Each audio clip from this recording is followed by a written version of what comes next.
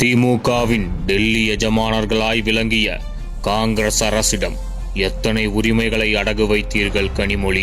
2G ஊழலில் சிக்கிய கனிமொழியை காப்பாற்றுவதற்காக திமுக செய்த துரோகங்கள் எவ்வளவு? ஈழத்தமிழரை இனப்படுகொலை செய்த ராஜபக்சேவிடம் விருந்துண்டு பரிசு வாங்கி வரலாற்றில் இனத்துரோகத்தின் அடையாளமாயிருப்பவர் கனிமொழி.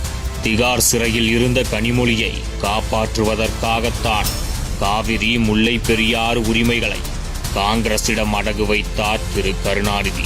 கனிமொழியை சிறையில் போட்டதற்காகத்தான் திமுக காங்கிரஸ் கூட்டணி உடைந்தது. 2014 இதே கனிமொழிக்கு ராஜபக்சே சீட் வாங்குவதற்காக காங்கிரசின் ஆதரவை கேட்டதால் கருணாநிதி அன்றைய காங்கிரஸ் அரசின் நீட் மேல்முறையீடை எதிர்க்கவே இல்லை. அது துரோகம் இல்லையா?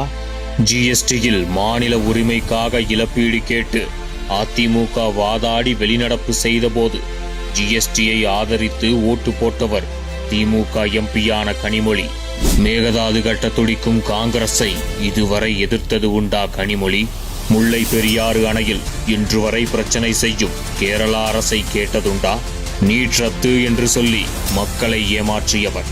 இளம் விதவைகளை தடுக்க மதுவிலக்கு தருவோம் என்று சொல்லி பெண்களை ஏமாற்றியவர். திமுக நடத்தும் மது ஆலைகளை மூடுவோம் என்று சொல்லி தமிழ்நாட்டையே ஏமாற்றியவர். பதவிக்காக ஒரு அடிமை இன்னொரு அடிமைக்கு எப்படி உதவி செய்ய முடியும் என தனது டெல்லி அடிமை சாசனத்தை வெளிப்படையாக அறிவித்தவர் திரு கருணாநிதி தான்.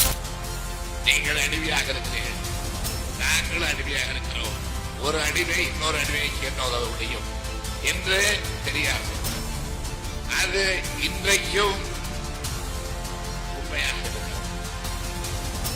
நான் அந்த நிலையில் தான் இருக்கிறேன்.